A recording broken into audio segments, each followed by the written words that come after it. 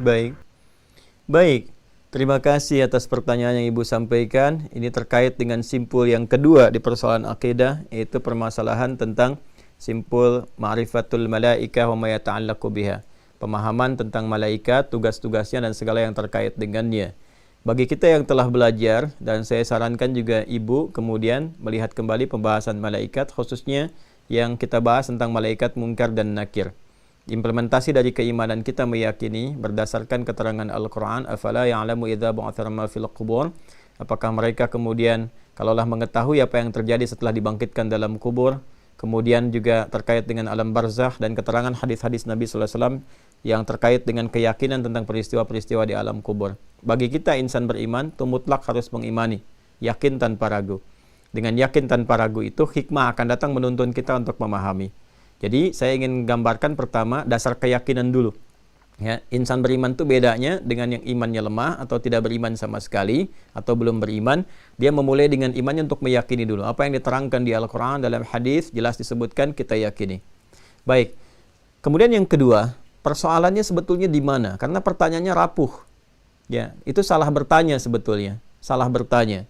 Ya, alam kubur punya aturannya sendiri. Akhirat punya aturannya sendiri. Seperti dunia pun punya aturannya sendiri. Ya, saya mau tanyakan begini. Ada nggak hidup saat di dunia itu hidup yang tersiksa? Ada. Ya, ada hidup yang tersiksa. Ada orang yang gelisah terus tersiksa. Ada orang insomnia nggak bisa tidur tersiksa. Ya, terus ada yang tidurnya juga mimpi buruk terus tersiksa. Ada yang tidur nggak bangun-bangun tersiksa juga. Padahal belum meninggal juga. Ya, bahkan yang merasakan hidupnya pun yang mendampingi merasa tersiksa juga. Ya, jadi siksa perasaan itu kan yang hadir dalam jiwa dan terasakan dalam secara fisikal, gitu kan? Artinya apa? Dunia punya hukumnya. Kenapa dia bisa tersiksa keadaannya begitu? Sebabnya apa?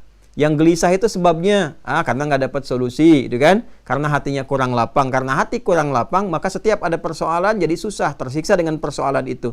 Kan ada sebab kan? Baik, kenapa dia bisa sakit sampai koma demikian? Ada sebabnya. Misalnya makan makanan yang tidak tepat, minum minuman yang salah, ada sebab. Karena itulah kita belajar di dunia ini supaya tidak terlibat pada hal-hal yang menyebabkan kita tersiksa. Ya, makan makanan, jangan sampai makan makanan yang tidak menyehatkan. Makan makanan yang haram. Ya, terlibat pada perbuatan-perbuatan buruk sehingga membuat kita tersiksa dengan gelisah. Ya, orang yang korupsi itu akan tersiksa hidupnya karena terpikir terus, takut ketahuan, ya, takut ditangkap. Ya, orang yang berzina, selingkuh itu pasti tersiksa. Kenapa? Jadi beban dalam hidupnya. Takut diketahui, pergi sembunyi-sembunyi. Sekarang tidak bebas lagi beraktivitas. Itu kan tersiksa. Karena itu dilarang berzina, dilarang mencuri, dilarang korupsi, dilarang kemudian berkata-kata kotor supaya tidak tersiksa. Ada orang bicaranya tidak tepat, ya, misalnya bicara yang buruk tentang suku A, suku B, berkata yang tidak baik misalnya, akan tersiksa. Ketika orang-orang banyak protes, orang-orang banyak mencela, dia merasa tidak tenang, kan? Karena itu belajar untuk berkata-kata yang baik, jangan mencela, jangan bikin hoax dan sebagainya. Itu hukum. Itu dunia, artinya ada sebab akibat. Hukum dunia punya hukumnya, alam kubur pun punya hukumnya sendiri. Kalau Anda di dunianya mengerjakan ini, di alam kuburnya akan begini. Kalau Anda mengerjakan dunia baik, alam kubur akan baik. Kalau Anda di alam dunianya tidak baik, alam kuburnya pun tidak baik juga. Itu ada hukum. Jadi apa yang dibawa ke alam kubur, itu yang kita kerjakan saat di dunia. Kalau bekalnya soleh, nikmat alam kuburnya. Itu konsekuensinya. Kalau bekalnya salah, nggak nikmat alam kuburnya. Ya, di alam kubur itu ketika masuk, itu bergantung bekal dunia kita. Alamnya sudah berbeda. Jelas ya, sebab akibatnya tidak sama. Sebab akibat yang dibawa ke alam kubur itu amal kita. Karena itu semua yang melekat pada dunia, itu sudah tinggal.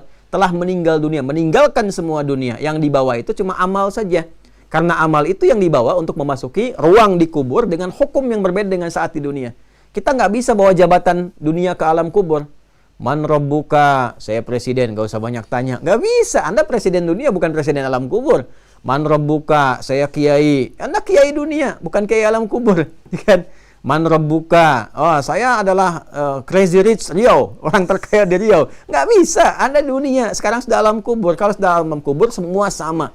Semua sama, tinggal amal yang menentukan, itu hukumnya. Nah, amal itu cuma dua sifatnya, soleh atau salah. Soleh sebabnya menjadikan mendapatkan akibat, salah sebabnya menjadikan akibat.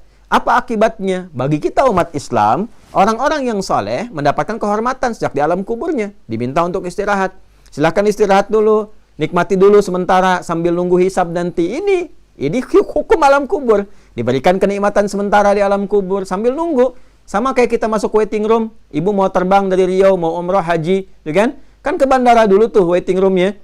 Kan di waiting room itu apa yang dikerjakan? Kalau ibu kelasnya kelas bagus, bekalnya bagus, ya kan? Ongkosnya banyak, ONA plus, ibu kan masuk apa? VVIP kan? Ya, bisa makannya enak, minumnya enak, dilayani macam-macam, ya kan? Tapi kalau yang jadi masalah, kalau misalnya bekalnya nggak benar tuh, ternyata dia memalsukan misalnya, memalsukan visa. Ya, alih-alih dia dapat waiting room, dia waiting roomnya kan diinterogasi petugas di situ. Ya, jangankan dapat makanan, yang dia dapatkan cacian, macam-macam, mungkin hukuman, ancaman Anda dihukum, di penjaranya kan bukan di situ. Tapi dia ada di ruang senyap, diinterogasi dan sebagainya, merasa nggak enak. Nggak enak, gelisah, dicurigai dan sebagainya. Belum dihukumnya. Dihukumnya kan bukan saat di waiting room, nanti setelah keluar dari situ. Tapi dia mendapatkan konsekuensi dari perbuatannya. Sekarang orang sebelum masuk ke akhirat, masuk waiting room, bekal yang dibawa apa? Kalau dia saleh, dapat kesempatan baik. Banyak ayat turun nanti. Yang paling viral kan di Quran surah ketiga Al-Imran. Ayat 169 sampai 171 itu. وَلَا تَحْسَبَنَّ الَّذِينَ قُتِلُوا فِي سَبِيلِ اللَّهِ أَمْوَاتًا ya bal ahya'un 'inda rabbihim yurzaqun farihina bima atahumullahu min fadli wa yastabshiruna bil ladzina lam yalhaqu bihim min khalfihim alla khaufun 'alaihim wa lahum yahzanun. Ya kan? Ya mereka merasakan kegembiraan, nikmat, enak, difasilitasi, bahkan malaikat dalam hadis mengatakan nyuruh istirahat. Istirahat aja dulu, tunggu hisab. Ini fasilitas sambil nunggu hisab. Bahasa kita ya begitu. Hadisnya sahih, sudah saya sampaikan dalam kajian yang detil. Yang nggak ada bekal, bagaimana diberikan fasilitas? Bekal yang nggak ada. Ya, dikonfirmasi dulu, man rabbuka, susah.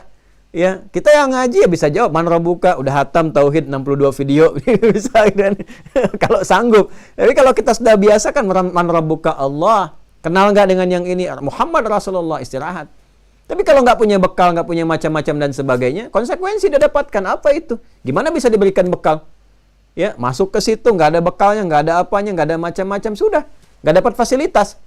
Yang didapatkan apa? Keadaan aja sudah gelap keadaannya. Ya, kemudian keadaan yang sulit, berat, ya, kemudian dapat konsekuensi karena sebab hukum alam kubur, nggak bisa ditanya, dipukul pakai palu, itu hukum. Ya, itu nggak bisa kita bawa ke dalam hukum dunia, hukumnya alam kubur kok. Kita dari sini, saya ini di Indonesia, ibu di Indonesia, kita ke Amerika pakai hukum Amerika di sananya. Nggak bisa pakai hukum Indonesia.